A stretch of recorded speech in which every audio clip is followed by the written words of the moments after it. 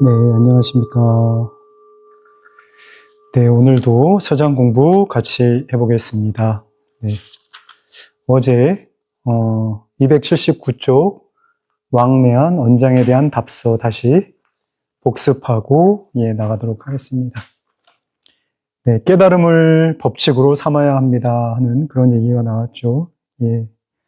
다만 이게 본래 면목, 불의, 열반, 보리 이런 말들이 단지 말이 아니라 정말 자기가 실제로 체험해서 깨달음을 법칙으로 삼아야 된다 이런 말씀이죠. 그리고 스스로 굴복하여 물러나려는 생각을 내어 근성이 열등하다고 하면서 다시 깨달아 들어갈 곳을 찾는다면 광화문에서 서울이 어디냐고 묻는 것과 같다. 그런 얘기도 하셨습니다. 그래서 이들은 열등하다고 느끼는 것, 또 굴복하여 물러나려는 생각을 내는 것, 또 깨달아 들어갈 곳을 찾는 것, 이것들은 모두 왕원장의 그림자로서 저 왕원장의 일에는 전혀 상관이 없다. 이런 말씀도 하셨습니다. 그런 거 돌아보지 말고 화두를 들고 정진해라. 이런 얘기시죠. 자기가 주인공임을 믿을 수만 있다면 여러 가지로 번민할 필요가 없습니다. 다 자기 일이라고 하는 거죠, 자기 일. 자기에게 구족돼 있다. 구족돼 있다라고 하는 얘기가 제가 이제 이 공부를 하면서 앞에 부분도 다시 한번 쭉 읽고 있는데 184쪽에 한번 같이 보실까요? 184쪽.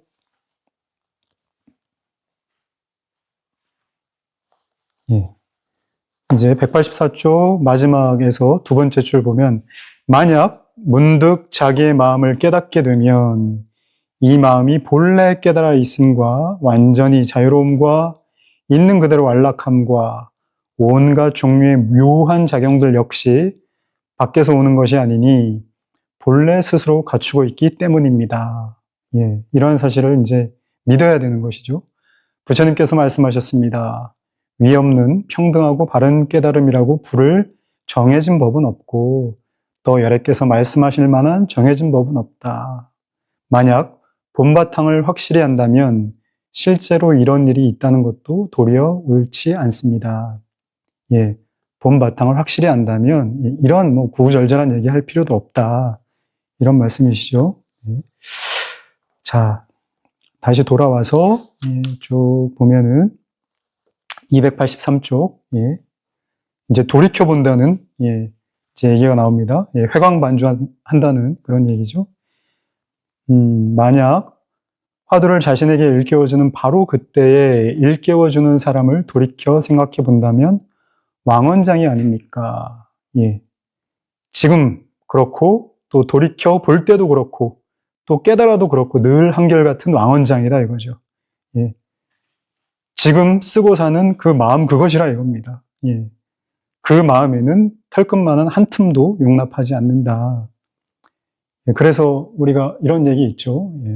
이무기가 용이 돼도 그 비늘을 바꾸지 않고 저 황하에 사는 잉어가 저 황하의 그 용문을 지나쳐 이무기가 된다고 하더라도 용이 된다고 하더라도 그 비늘을 바꾸지 않는다. 늘 그 사람이라 이거죠. 그런 얘기도 있습니다. 자, 오늘 285쪽 이제 다시 나가보겠습니다. 왕래한 언장에 대한 답서 세 번째입니다. 삼가 편지를 받아보니 다섯째 아드님이 병으로 죽었다고 하셨더군요. 부자의 정은 1000번이나 윤회하는 장구한 세월 동안에 은혜롭고 자애로운 습기가 흘러든 것입니다. 부자의 정이라는 것이 참 그렇게 오랜 세월 동안에 귀한 인연이라고 하는 거죠. 이런 경계에 맞닥뜨리는 일은 없어야 한다고 생각합니다만 이렇게 정말 안타까운 이런 일은 없어야 된다. 안타깝습니다. 이런 얘기죠. 오탁악세 속에 여러 가지 헛된 환상들은 하나도 진실한 것이 없습니다. 827번 각주를 한번 볼까요? 오탁의 모양이 나타나 나쁜 일이 많은 세상. 오탁이란 오제, 오혼이라고도 하는데 나쁜 세상의 5종류의 더러움이다. 겁탁, 사람의 수명이 차제로 감하여 30, 20, 10세로 됨을 따라 각기 기근, 질병, 전쟁이 일어나 흐려짐을 따라 있는 제액이다. 2번 견탁, 말법 시대에 이르러 사견, 사법이 다투어 일어나 부정한 사상에 탁함이 넘쳐 흐른다. 3번 번뇌탁 또는 혹탁, 사람의 마음이 번뇌에 가득하여 흐려진다. 4번 중생탁과 또는 유정탁, 사람이 악한 행위만을 행하여 인륜 도덕을 돌아보지 않고 나쁜 결과를 두려워하지 않는 것이다. 5번 명탁 또는 수탁, 인간의 수명이 차례로 단축되는 것이다. 예, 지금의 세상이 이런 오탁악세 중에 이제 속해 있다는 얘기죠. 그 오탁악세 속에 여러 가지 헛된 환상들은 하나도 진실한 것이 없습니다. 다 허망한 것들이다. 부디 가고 머물고 앉고 눕는 가운데 늘 이와 같이 보십시오. 진실한 것이 하나도 없으니 늘 이와 같이 허망하게 보라. 이게 뭐 금강경에도 보면은 나오죠. 범소유상, 계시허망, 약견, 재상비상, 즉견열애 이런 사고계가 나옵니다. 예. 예. 모든 일체에 보이는 상이라고 하는 것들은 우리가 그 보고 듣고 맛봐지고 냄새 맡아지고 느껴지는 일체의 모든 상이라고 하는 것은 계시허망, 모두 허망한 것이다. 약견, 재상비상 이러한 상들이 모두 상이 아님을 알면 즉견열애, 바로 열애를 본다 이런 얘기죠. 마치 그와 같이 보라는 거죠. 그러면 날이 가고 달이 갈수록 점점 녹아서 떨어져 나갈 것입니다. 그러나 번뇌할 바로 그때 이 번뇌가 어디서 일어나는지 자세하고 철저히 따져서 찾아보십시오. 만약 번뇌가 일어나는 곳을 찾을 수 없다면 지금의 이 번뇌는 도리어 어느 곳에서 올 수가 있겠습니까? 번뇌하는 바로 그때 번뇌가 있는가 없는가, 번뇌는 헛된 것인가 진실한 것인가 하고 거듭거듭 탐구해보면 마음은 갈 곳이 없습니다. 번뇌가 일어나는 곳을 찾을 수 없다면 이 번뇌는 도리어 어디서 올 수가 있습니까? 그 번뇌가 온 뿌리를 찾을 수 없다면 번뇌가 어디서 올 수 있겠는가? 번뇌라고 하는 건 이제 실체가 없다는 얘기죠. 헛개비어 갖고 또 금강경에 또 이런 얘기 나오죠. 여몽환포영, 여로영여전, 응작여시관하라. 일체유의법, 여몽환포영, 여로영여전, 응작여시관하라. 모든 법이라고 하는 것이 꿈과 같고 헛개비와 같고 또 이슬 물거품과 같고 그림자와 같고 이슬과 같고 번갯불과 같다는 거죠. 그래서 그렇게 거듭거듭 탐구해보면 마음은 갈 곳이 없습니다. 마음이 온 곳이 없기 때문에 마음이 갈 곳도 없는 거죠. 생각하고자 하면 다만 생각하기만 하시고 울고자 하면 다만 울기만 하십시오. 울고 또 울고 생각하고 또 생각하여 마음속에 수많은 은혜롭고 자유로운 습기를 모두 털어버리면 자연히 물이 물로 돌아가든 나의 번뇌 없고 생각함 없고 근심 없고 기쁨 없는 본래 면목을 회복할 것입니다. 여기 또 이제 습기란 얘기 나왔죠. 지난번에 습기 배우셨죠, 그죠? 711. 이게 이제 습기라고 하는 것이 그 예를 들자면 뭐 우리가 지난번에 각주에도 나왔습니다만 이제 향로에 있는 그 재를 털어내면 그래도 이제 그 향의 향기가 나는 것과 같고 또 생선을 종이에다 싸면은 생선이 이제 없다고 하더라도 그 종이에 생선향이 배어 있는 것과 같다 해서 이제 습기가 계속 남아있는 우리의 생각과 말과 그 행위로 지어진 업이 계속 그 잔존의 여력이 남아있는 이제 그런 걸 얘기하는 거죠. 그리고 이제 지난번에 또 그 배웠죠. 124쪽 한번 볼까요? 124쪽. 이게 이제 이죽도노 승호병쇠라고 하는 이제 얘기가 나오는데 이치로는 뭘로 깨닫지만 그러니까 이 습기라고 하는 것은 천천히 이게 재해 나가야 된다라고 하는 그런 얘기가 이제 124쪽에 나와 있습니다. 맨 마지막에 124쪽 지난날 하신 말씀에 이러면 문득 깨달으니 깨달음을 타고서 모두가 녹아버리지만 사는 문득 없어지지 않고 점차 사라진다. 예, 고 하셨는데 가고 머물고 앉고 누움에 이것을 절대 잊어서는 안 됩니다. 예, 그러니까 이제 점점 이 습기가 사라지는데, 예, 이걸 그냥 방치하면 안 된다는 거죠. 이 사실을 늘 기억해서 이 습기를 녹여나가야 된다 하는 그런 말씀을 하고 계십니다. 이게 이제 승가에서는 뭐 도노 점수 이렇게도 얘기를 하는데요. 예, 어쨌든 이제 이런 얘기를 하고 계시는 거죠.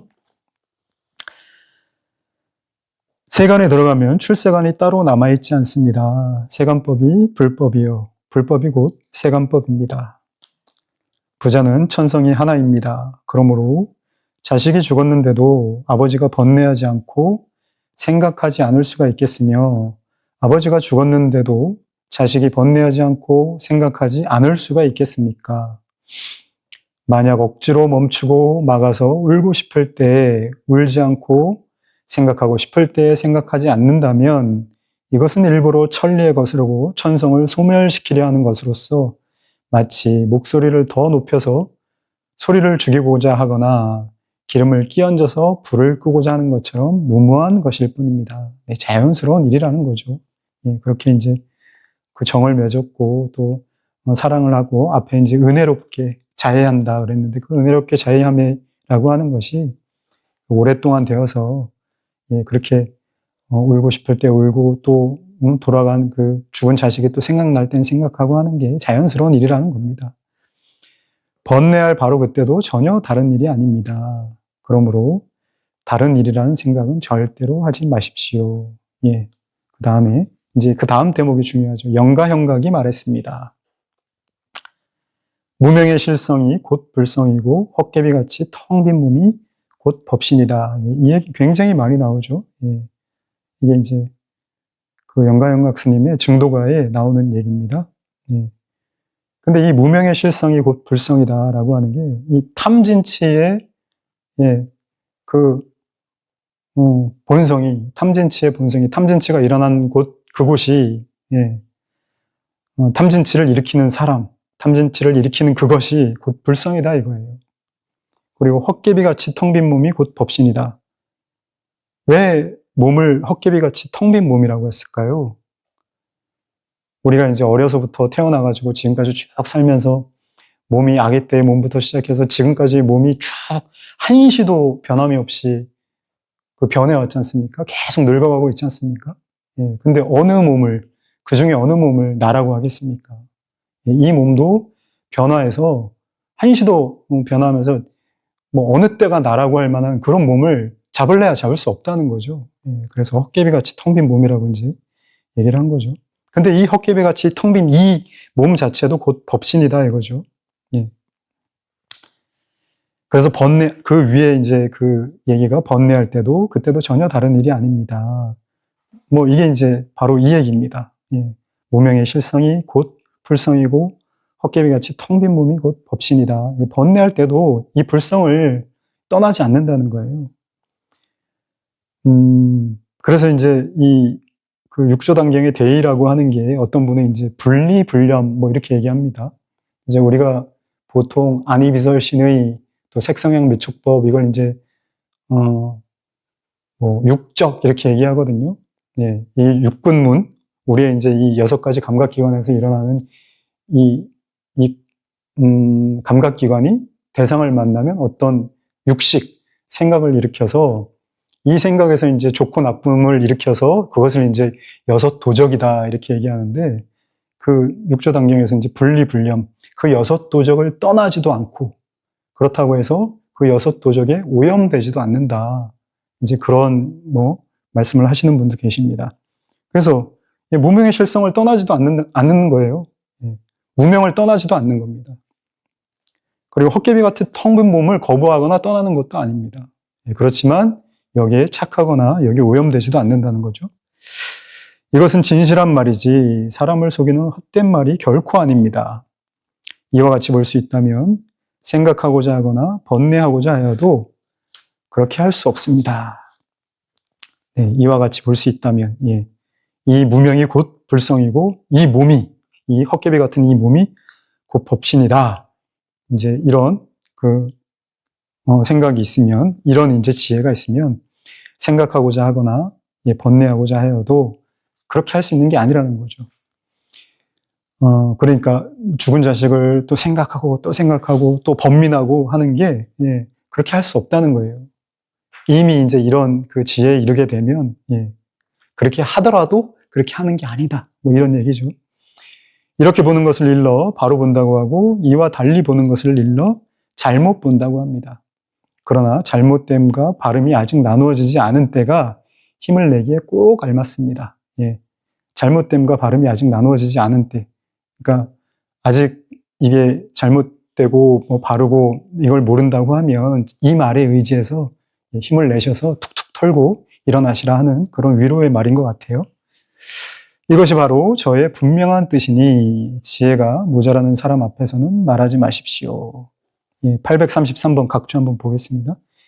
지혜가 부족한 사람에게 무명의 실성이 곧 불성이고 헛개비같이 텅 빈 몸이 곧 법신이다 라고 말한다면 그는 말 그대로 이해할 것이므로 마침내 불교의 바른 가르침을 왜곡하여 받아들이게 되기 때문이다. 그러니까 탐진치 않은 그 마음이 바로 불성이야. 그럼 탐진치 그냥 뭐 해도 되는 거야? 다른 사람을 막 해하고 또 뺏고 이런 걸 그냥 해도 그게 불성인데? 혹은 뭐 이 몸이 곧 법신이다. 그럼 이 몸을 막 놀려도 되는 거야? 이런 식으로 이제 어리석게 이해하면 안 된다는 거죠. 이렇게 어리석게 이해하면 안 되니 이런 지혜가 모자라는 사람 앞에서는 돼지 목에 진주 목걸이를 걸어주지 마라 하는 그런 얘기하고 똑같죠. 그렇게 염려하는 그런 말씀을 이제 하셨습니다. 네, 31번 하운사에 대한 답서 또 나가보겠습니다. 편지에 말씀하시길 도에 개합하면 하늘과 땅이 같은 곳이요 뜻하는 바가 다르면 얼굴을 마주 보아도 초나라와 월나라만큼 멀리 떨어져 있는 것이라고 말씀하셨는데 진실로 그렇습니다. 네, 이게 뜻이 같으면 멀리 떨어져 있어도 한 곳에 있는 것과 같다. 뭐 이런 얘기를 하죠. 그래서 지음자 뭐 이렇게 얘기를 하죠, 그죠? 내 얘기를 진정으로 이해하는 사람. 그러면 멀리 떨어져 있어도 진실로 한 곳에 있는 것과 같다. 이것이 바로 전하지 못하는 묘함입니다. 멀리 떨어져 있어도 같이 있는 것과 같으니 묘함이죠. 이 전하지 못하는 묘함은 님께서 뜻을 내어 저에게 편지를 쓰고자 할 때 붓을 잡고 종이를 펼치기도 전에 이미 양손으로 다 주셨습니다. 이미 뜻이 통하니 붓을 잡고 종이를 펼친 늘 이미 뜻이 통했는데 이미 양손으로 다 주었다는 얘기죠. 그러니 무엇 때문에 견인위와 구경위를 기대하며 뒷날을 기다리겠습니까? 네. 각주가 839번 있는데 맨 밑에 보면 견인위는 불태전의 지위를 가리키고 구경위는 마지막 깨달음을 가리킨다고 할 수 있을 것이다. 뭐 이렇게 되어 있는데 어쨌든 이게 위라고 하는 건 이제 깨달은 경지입니다. 깨달은 경지. 또 구경위 하면 이제 최종으로 마지막 깨달은 그 이제 부처님의 경지를 구경위라고 하는데 어쨌든 간에 이제 그런 이제 어떤 경계를 얘기할 게 있겠습니까? 우리가 이미 마음이 통했는데 그럼 뭐 이러쿵저러쿵 하지 않는다는 거죠. 이 도리는 오직 깨달아 경험해 본 자라야 바야흐로 묵묵히 서로 들어맞을 뿐 속인들에게 말하기는 어렵습니다. 깨달은 사람끼리의 얘기입니다, 사실은. 이분도 이제 이 하운사라고 하는 분이 이 공부를 마치신 분이죠. 그래서 뭐 굳이 이런저런 얘기하지 않아도 무슨 구경이니 견인이니 뭐 이런 얘기하지 않아도 다 이제 묵묵히 상통한다 이런 얘기죠. 연평은 밀령의 아름다운 곳입니다. 이쪽으로 또 이렇게 가시는 모양입니다, 이분이. 님께서는 스스로 잘 조복할 수 있어서 이리저리 돌아가는 마음에게 조종당하지 않으시니 바로 대해탈인입니다. 이런 사람은 능히 모든 마음을 부릴 수 있어서 일상생활이 생기발랄하니 843번 이제 각주를 또 보면 활발발지 이것도 이제 스님들이 많이 쓰는 용어인데요. 이 선종에서 이제 이 공부를 하는 사람들은 활발발해야 된다. 물고기가 물을 튀기면서 펄떡이는 모습처럼 생기발랄한 모습을 가리킨다. 생기발랄하게. 뭐 어떤 것도 걸림없이 자연스럽게, 아주 자연스럽게, 예, 그렇게 논인다 이거죠, 이제. 예, 이렇게 활발해야 된다. 예, 일상생활이 그렇게 생기발랄하니 그를 비끄러매어 끌고 다닐 수 없습니다. 그를 묶어서 끌고 다닐 수 없습니다. 예. 진실로 곧장 이렇게 받들어 지킨다면, 예, 곧장 이렇게 받들어 지킨다면 844번 각주를 보면 종지를 깨달아 체득하는 것을 가리키는 말. 예. 곧장 이렇게 종지를 깨달아서 체득한다면 나를 가로막을 것은 털끝 하나도 없습니다. 예. 예수님이 말씀하셨습니다. 부처님이 모든 법을 말씀하신 것은 모든 마음을 제도하기 위함이다. 나에게는 아무런 마음이 없으니 모든 법이 무슨 소용이 있으랴. 참 아주 너무 멋있는 말이죠. 그죠? 예, 나에게 아무런 마음이 없으니 염라대왕도 심지어 부처도 보살도 엿볼 수 없다는 거죠. 예. 그러니 무슨 법이 무슨 소용이 있으랴. 부처와 보살과 그런 법이 무슨 소용이 있으랴. 또 라용은 말했습니다. 예, 우두법용선사라고 하죠. 예. 알맞게 마음을 쓸 때는 알맞게 없는 마음을 쓴다. 예, 알맞게 마음을 쓸 때는 이제 여기 보면은 원문에 이제 무심이라고 나와요. 예. 요 개송의 이제 주 핵심은 무심입니다. 무심. 예. 알맞게 마음을 쓸 때는 알맞게 무심을 쓴다. 예. 무심. 일 없는 마음을 쓴다. 예, 구분말은 이름과 모습이라 피곤하지만, 예, 구분말, 이 무심에서 벗어난 말들이죠. 이 무심에서 벗어난 이런 말들은 어떤 이름을 가리키고 또 모양을 가리키지만, 예, 고든 말은 번다함이 없다. 예, 무심의 말은 번다함이 없다는 겁니다. 예, 없는 마음을 알맞게 사용하면 늘 사용하여도 알맞게 없다. 무심을 알맞게 사용하면 어떤 말을 사용하여도 예, 그 무심에 알맞다 이 말이죠. 지금 말하는 없는 마음은 있는 마음과 다르지 않다. 지금 말하는 무심은 예, 유심과 다르지 않다. 예, 이거는 제가 따로 말씀드리지 않겠습니다. 예, 이 앞 얘기하고 똑같습니다. 앞에 쭉 보면 예, 무명실성 즉불성이고 헛개비같이 텅 빈 몸이 곧 법신이다 하는 얘기가 지금 말하는 무심은 있는 마음과 다르지 않다. 이 얘기하고 같은 얘기죠. 비단 라육만 이와 같은 것이 아니라 저와 님 역시 그 속에 있습니다만 그 속의 일을 집어내어 사람들에게 보여주기는 어렵습니다. 예, 이게 법용스님, 우두법용스님만 이와 같은 게 아니라 저와 또 여기 네, 하운사 거사님 역시 그 속에 있습니다만 그걸 이제 사람들에게 보여주기 어렵습니다. 뭐 마음의 일을 어떻게 사람들에게 보여주겠습니까? 예. 다만 이제 이심전심으로 아는 사람끼리 상통한다 이 얘기죠. 예, 앞서 말한 것처럼 묵묵히 서로가 예, 묵묵히 들어맞을 따름입니다. 네, 32번 예, 시간이 좀 남는 관계로 더 하겠습니다. 32분까지. 여사인 거인에 대한 답서. 1000가지 만가지 의문이 다만 하나의 의문일 뿐입니다. 그러므로 화두 위에서 의문이 부서지면 1000가지 만가지 의문이 일시에 부서집니다. 예. 그러니까 화두 위에서 의문이 부서지면 이랬습니다. 그러니까 화두의 핵심은 예, 이제 자꾸 뭐 여기서도 나옵니다만 의문입니다. 의문. 예. 그러니까 화두라고 하는 것이 결국에는 선문답이라고 하는 것이 뭐겠습니까? 비상식적인 거거든요. 비상식적인 거. 진리가 무엇입니까? 했는데 뜰 앞에 잣나무. 이건 뭐 누가 봐도 비상식적인 거죠. 말하자면 이제 동문서답이잖아요. 서답. 그럼 일반인들은 뭐 아이고 좀 무슨 말도 안 되는 소리를 하냐. 그러지만 공부인은 여기에 대해서 의문을 안 가질 수가 없죠. 선지식께서 분명하게 말씀하셨는데 어떤 학예인이 그런 식으로 물었다 그래요. 이제 뜰 앞에 잣나무 어떤 학인이 와가지고 무엇이 불법의 적적대입니까? 무엇이 불법의 진리입니까? 하니까 뜰 앞에 잣나무들이라 하니까 스님께서는 학인을 시험하지 마십시오. 나는 학인을 시험하지 않는다. 그럼 다시 물어라 하니까 무엇이 불법의 진리입니까? 하니까 뜰 앞에 잣나무니라. 그렇게 얘기했다는 거예요. 그러면은 이게 여기서 상통이 되지 않으면 아까 여기 하운사 거사와 여기 대예스님이 상통한 것처럼 상통하지 않으면 도대체 왜 스님께서는 불법의 진리를 물었는데 뜰 앞에 잣나무라 했는가 도대체 왜 그러셨는가 당연히 의심을 해야 되지 않겠습니까? 의문이 나지 않겠습니까? 예, 그렇다는 거죠. 화두의 이 의미라고 하는 게 그렇다는 겁니다. 그래서 그 의문이 부서지면 천 가지 만 가지 의문이 일시에 부서집니다. 그래서 화두를 공부하다가 여러분들 여러 가지 이제 생각이 날 수 있어요. 뭐, 요걸 스님한테 물어볼까? 저걸 스님한테 물어볼까? 요게 맞나? 저게 맞나?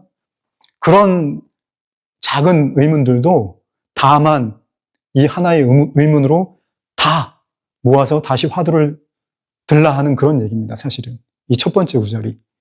어떤 의문이 일어나더라도 다만 그거는 이게 생각, 헤아림, 이 사량이 만들어내는 것이기 때문에 천만 가지의 의문을 다 이 하나의 화두로 의심을 해라. 화두가 부서지지 않았으면 우선 바로 그 화두에서 화두와 서로 맞붙어 버티고 계십시오. 이 얘기도 굉장히 자주 나오죠. 버티고 계십시오. 버티고 계십시오. 화두가 깨지지 않았으니까 버티고 있어야죠. 계속 도대체 이 답답함, 이 옴짝달싹할 수 없는 그 마음속에서 있어야 되는 거죠. 만약 화두를 버리고 다시 다른 문자 위에서 의문을 일으키거나 경전의 가르침 위에서 의문을 일으키거나 옛사람의 공안 위에서 의문을 일으키거나 그러니까 경전 가르치다가 의문을 뭐 일으키고 또 뭐 이제 선중에 여러 이제 책들이 있는데 그런 그 책들 속에서 또 요것도 모르겠으니까 여기도 또 의문을 일으켰다가 저기도 또 의문을 일으켰다가 이렇게 공부하면 안 된다는 거예요. 지금 그 하나의 화두 그러니까 의문이 일어날 수는 있는데 물론 못 깨쳤으니까 경전을 봐도 이해가 잘 안 되고 조사 어록을 봐도 이해가 안 되니까 이게 뭐지? 할 수는 있는데 그 모든 의문을 다만 이 화두의 한 가지 의문으로 다 몰아가라 이런 얘기를 하고 있는 겁니다. 매일 상대하는 피곤한 경계 속에서 의문을 일으킨다면 또 경계 속에서 어떤 이걸 화두를 하나의 기법처럼 생각해가지고 그래 이게 내가 어떤 경계를 만났을 때 그때 한번 화두를 잡아보지 그렇게 하면 그것도 이제 공부가 아니라는 거예요. 이거는 늘 내가 해결되지 않는 내 제1의 문제니까 이거부터 해결이 돼야 되는 거죠. 그러니까 늘 일상생활 속에서 이게 해결이 내 일생에 내가 이걸 해결을 해야 되는데 이 생각이 늘 떠나지 않고 있어야 된다는 거예요. 그걸 뭐 경계가 일어날 때마다 그때만 이렇게 화두의 공능을 쓰면 안 된다는 겁니다. 무엇보다도 조심할 것은 말을 꺼내는 곳에서 곧장 이것이구나 하고 받아들여 지키고 있지 말아야 하며 이것도 이제 뭐 이게 제 얘기가 정확히 맞는지는 모르겠지만 말을 꺼내는 곳에서 곧장 이것이구나 화두를 드는 요곳 화두를 드는 이거네 이거 하면서 그렇게 지키고 있지 말아야 된다는 거예요. 화두를 전체를 봐가지고 불법의 대의, 불법의 진리를 물었는데 왜 스님께서는 마조 스님께서는 뜰 앞에 잣나무라 했는가 하는 그 전체를 보고 의심을 일으켜야 된다는 거죠. 생각으로 헤아리지도 말아야 하는 것입니다. 요런 걸 거야. 그렇게 헤아리지 말아야 된다는 거죠. 다만 다음 구절이 아주 좋은 구절입니다. 다만 생각할 수 없는 곳에서 일부러 생각하게 되면 마음은 갈 곳이 없어서 마치 쥐가 쇳불 속으로 들어가 곧장 꼼짝도 못하는 것과 같을 것입니다. 이게 이제 저기 인도에서 쥐를 잡을 때 솥불, 인도에는 이제 소가 많잖아요. 막 길거리에 소가. 그 힌두교가 이제 소를 잡지 못하게 하니까 소가 많은데 그 숯불을 잘라가지고 그 안에다가 이제 쥐 먹이를 놓으면은 그 쥐가 쭉 들어가서 그 쥐 먹이를 탁 잡을 때 그때 이제 나갈 수가 없다는 거예요. 쥐는 거꾸로 이렇게 뒤로 뒷걸음쳐서 나갈 수가 없다는 거예요. 마치 그것처럼 옴짝달싹 못하는 그런 상태가 돼야 된다는 겁니다. 생각할 수 없는 곳에서 화두를 잡아서 이러지도 저러지도 못하는 생각 속에서 그 화두를 생각을 하게 되면 혹은 다른 생각을 또 일으키게 된다고 하더라도 일부러 다른 생각을 일으키게 된다고 하더라도 꼼짝달싹도 못한다는 거예요. 그 생각 자체가. 자, 다시 마음이 시끄러우면 다만 계에게는 불성이 없다는 화두를 자신에게 말해주기만 하십시오. 이게 이제 좀 분분한데요.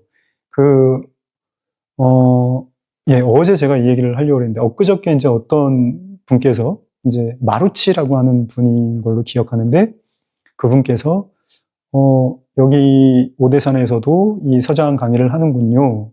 근데, 몽산법어에서 얘기하는 몽산의 선을 하는 것 같습니다 하면서, 이게 무자를 왜, 어째서라고 이렇게 가르치는군요 하면서 이제 그런 문제 제기를 하셨는데, 요 얘기는 이제 저희가 뭐 돌아오는 토요 토크 시간에 한번 또 간단하게 뭐 나눌 기회가 있을지 모르겠습니다. 예, 스님들하고도 그 얘기를 잠깐 했었는데, 예, 아직 이제 몽산법을 저희가 한 적이 없어서요, 일단. 근데 스님들은 뭐 몽산법은 아마 다 한 번씩 읽어보셨을 겁니다. 그래서 그 얘기는 나중에 한번 해보도록 하겠습니다.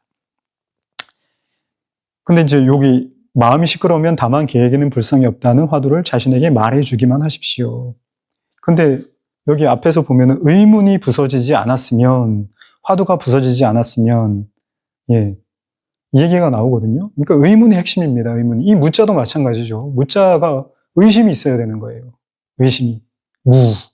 그냥 무해서 환기를 시키는 게 아니라, 무? 그러니까 이 질문 전체, 계에게도 불성이 있습니까? 하니까 없다. 왜 없다 하셨지? 그런 의문이 일어나야 되는 거죠. 예. 스님들 생각은 어떠신지 모르겠습니다. 예. 다음에 고견을 한번 일러주시기 바랍니다. 네. 부처님의 말씀과 조사스님들의 말씀과 여러 곳의 노스님들의 말씀이 천차만별로 다른 것 같지만 없다는 글자를 뚫고 지나가기만 하면 이 화두의 의심을 뚫고 지나가기만 하면 화두가 의문이 부서지면 이런 얘기죠. 일시에 모두 뚫고 지나가 남에게 묻지 않게 될 것입니다. 만약 부처님의 말씀은 어떠하며 조사의 말씀은 어떠하며 여러 스님들의 말씀은 어떤가 하고 줄곧 남에게 묻기만 한다면 영원히 깨달을 데가 없을 것입니다. 네. 뚫고 지나가야 된다. 예. 얘기를 하고 계시죠. 각주에 보면 이제 856번 한번 보겠습니다. 856번. 이게 노서, 입, 우각, 변견, 도단. 이제 쥐가 쇳불 속으로 들어가 곧장 꼼짝도 못하다. 쥐가 쇳불을 깎아 만든 쥐덫 속으로 기어들어가 꼼짝 못하게 갇힌다. 선 공부하는 사람의 마음이 갈 곳이 없어서 어찌할 바를 모른다는 것.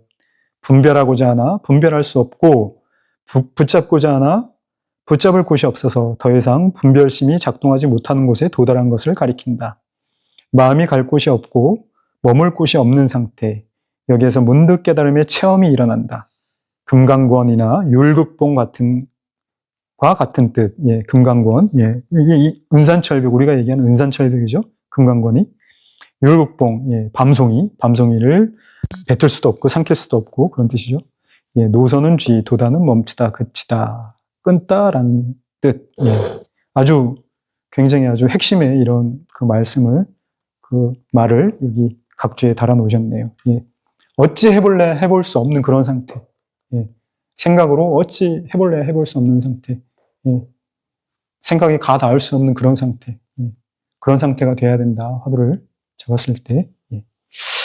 네, 오늘 여기까지 하겠습니다. 하실 말씀 없으시면 전진하겠습니다.